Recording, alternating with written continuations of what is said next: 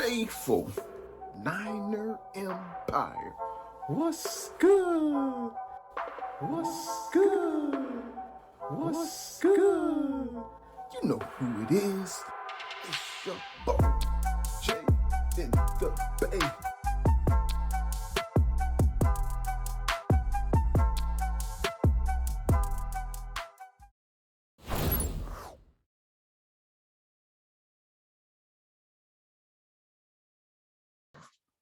What's good?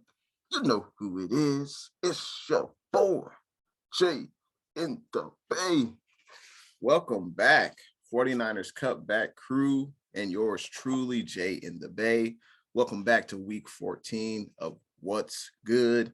Man, do we have a game this Sunday? I don't know about you, Faithful, but this was definitely a game that I circled on my calendar. I mean, it's TB12.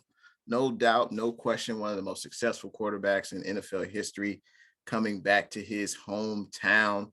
Well, technically, you know what I mean. But he's coming back to Levi Stadium to face off against our 49ers. And I think the 49ers are meeting the Tampa Bay Buccaneers, at the perfect time. The 49ers defense obviously is playing lights out, number one in a ton of defensive categories, getting turnovers like crazy. You've seen the accolades Nick Bosa has received. And you look at the other side, you look at the Tampa Bay Buccaneers, and their offense is just putrid, Faithful. It's just terrible. They've only scored more than 21 points twice all year. This is a mediocre offense that's led by one of the greatest football players of all time. And I think, like I said, this defense, the last 5 games, they haven't allowed more than 20 points a game. So this is a matchup I'm obviously looking forward to. I think the 49ers do have a lot of advantages, and I think we'll see that on Sunday. But, man, TB12 coming to Levi Stadium, going up against Brock Purdy. Brock Purdy, 22 years old. TB12 has played in the league for 22 seasons, so definitely opposite ends of the spectrum there. But obviously, they're not going to play against each other. And I'm looking forward to seeing TB12 going up against this 49ers defense that loves to attack the quarterback. And, hey, BP, just take care of the ball. I think we'll be just fine. But let's get into Jay's 5 big things. 5, 4, 3, 2, 1. 5 big things. Let's get into number 1, KIS. Keep it simple, Faithful. What did the 49ers do last week to beat the Fins? Well, what we did was we had timely turnovers. Dre Greenlaw with the fumble recovery, scoop and score. Jimmy Ward, interception. Demo Lenore, interception. That's what the 49ers definitely need to do in this game. That's what this defense has done. I don't remember the last time a 49er defense was so turnover savvy. And credit to this defensive staff. D'Amico Ryans leads that staff and all the players for definitely getting timely turnovers. Last week, we also ran the ball. That's something that we're definitely going to have to do. I think the Buccaneers, they're a middle of the road team as far as stopping the run. So I think there will be some opportunities for the 49ers. I'm looking for CMC. I'm looking for Purdy and Mason to get some runs and obviously win the time of possession. That's also something we did very well last week. 40 minutes to 19 minutes that the Fins had. That's a recipe for success, and that sounds like a Shanahan offense. If we do these things, keep it simple, I think we'll be just fine. And, of course, BP, just don't turn over the ball. I think we'll be just fine. Number 2, got to ruin TB12's homecoming. I want to see TB12 throw that tablet. That's what I want to see. I want to see the NFL say, hey, Tom Brady, we're going to fine you if you continue to ruin these tablets. And that's what I want to see. I want to see Tom Brady frustrated.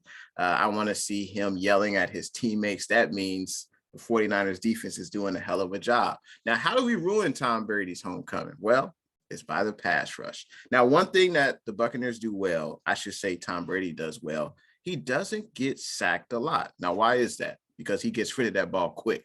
They do screen passes. They do quick slants. They throw behind the line of scrimmage. They do everything to have Tom Brady stay upright, stay healthy, and get rid of the ball quickly. Now, the 49ers, obviously, we love to get after the quarterback with our pass rush, and I think that's something that we will see on Sunday. We may not get a ton of sacks, but what we have to do is we have to make Tom Brady uneasy in the pocket. We have to make sure he hears those footsteps and he gets rid of the ball before he really wants to. And I think that's going to be key in this game. Also, this Buccaneers offense, it's a one-dimensional offense. Well, what do you mean, Jay? Well, they just pass the ball. This is the worst rushing team in the NFL. They have the least amount of yards through all games. They only average about 73 yards per game. That sounds like a one-dimensional offense to me, and that definitely benefits this 49ers defense. We can expect the pass. Our defensive lineman can go run upfield and attack Tom Brady. Let's get into number 3. Continue to be special. What are you talking about, Jay? I'm talking about the special teams unit. I know we only talk about the special teams when, there's a penalty on a special teams play, or if Robbie Gould misses a kick, or Mitch shanks a punt. But I don't know if you noticed, but this special teams unit has been really well. We've made investments, obviously, in the offseason, bringing on several players, Oren Burks, George Odom, Ray McLeod, and they've done well. We also added a new coach, Brian Schottenheimer, who used to be with the Seattle Seahawks. I think that investment has paid off. And Mitch Wisnowski had 2 punts that he put in the 20-yard line, which makes the offense travel even farther to get a touchdown. So huge kudos to Mitch. Robbie Gould, I don't know if you know, he's one of the most successful kickers ever in the NFL, top 10 in a lot of the kicking categories. So Robbie Gould, I think he had 15 points last week, and I think we're going to need Robbie Gould again this Sunday. Just an idea. I think we'll definitely need Robbie Gould to continue to, make his kicks. Also, Ray McLeod. Now, is he scoring special teams touchdowns? No, but he is getting positive yardage, which helps the offense. Ray McLeod last week had 2 punt returns, average about 17 yards per return. That's pretty good. So if he continues that, helps this offense, I think the special teams will continue to be special, and they'll help this team win. Number 4. Gotta win on the money down, faithful. If you are a if you are a loyal viewer of the What's Good show with Jay and the Bay, you've heard me say this on more than one occasion. You got to win the money down, and the money down is third down. Now, Tampa Bay is actually pretty good on third down. Offensively, they rank in top 5 in conversion percentage. Defensively, they rank in top 5. So that means the offense can definitely execute on third down and convert, and the defense can get off the field on third down. So I think that's going to be very key. Our 49ers last week, the defense was 0 of 7. So we did not allow any third down conversions last week. Now, am I expecting that this week? I don't know about that. But if we can keep them at a 30% clip, I think that will definitely lead us to, a victory for sure. But got to win on third down. And the key to doing that is you got to get positive yards on the early down. So I think if the 49ers win on third down, I think there's no reason why we can't win this game. Number 5. Is it possible the 49ers have a spark on offense with number 13 under center? Obviously, Brandon Ayuk spoke very highly of, Brock Purdy, basically saying that he takes accountability for his play on the field. Hey, if Brock Purdy messes up, he'll come to you and say, hey, I messed up. I'll get you next time. I think that's definitely showing leadership for a guy who's only 22 years old. He was a 4-year starter at college, but definitely great leadership, and that's a great trait, especially for your teammates. Trent Williams spoke very highly of Brock Purdy, so I think Brock Purdy could be a spark for this offense. He threw 37 passes last week, which I think that's a lot, but we did have the ball for 40 minutes last week, so I think if we can get that number closer to 27, 28, that would be great for me. And also give more carries to, we're finally seeing him on the field, faithful Jordan Mason. Now, Of course, it's due to injury, but I like what I saw from Jordan Mason. I don't know about you, Faithful, but he looked pretty good. He's a tough runner in between the tackles. He does not go down usually on the first hit. He loves to run the ball, and he loves to run through contact. So, hey, I think Mason, he had 8 carries last week. Let's get him to 15 to 17 carries, and we can lessen the load on CMC because we know CMC can provide, a spark in the receiving game. So I think if these two guys play well, and I think they will, Brock Purdy, Jordan Mason, and I don't think the Buccaneers will know what hit them. Hey, Jay! It's time for Hey Jay, where viewers send in questions for yours truly. Let's get into the first question. We got Teresa Gonzalez. What's good? Teresa says, can Brock Purdy duplicate his performance from the Fins game? Now, that's a great question. Obviously the Fins were not preparing to play against Brock Purdy. They were preparing to play against Jimmy G. Brock Purdy came in. He looked poised in the pocket. He looked like he had been here before. And I think that's what helps when you've played, when you're a 4-year starter in college. He just looked like the moment was not too big for him. Now, how will he play when he has to go up against, Todd Bowles, one of the best defensive minds in the NFL, a guy who's, he's got a Super Bowl under his title. Can he duplicate his performance? I think he's going to have to in order for us to win. Maybe he'll throw a little bit less, but the key is for Brock Purdy, just don't turn the ball over. And I think get the ball out quick because the Buccaneers can get after the quarterback. So, yes, I think Brock Purdy will duplicate his performance.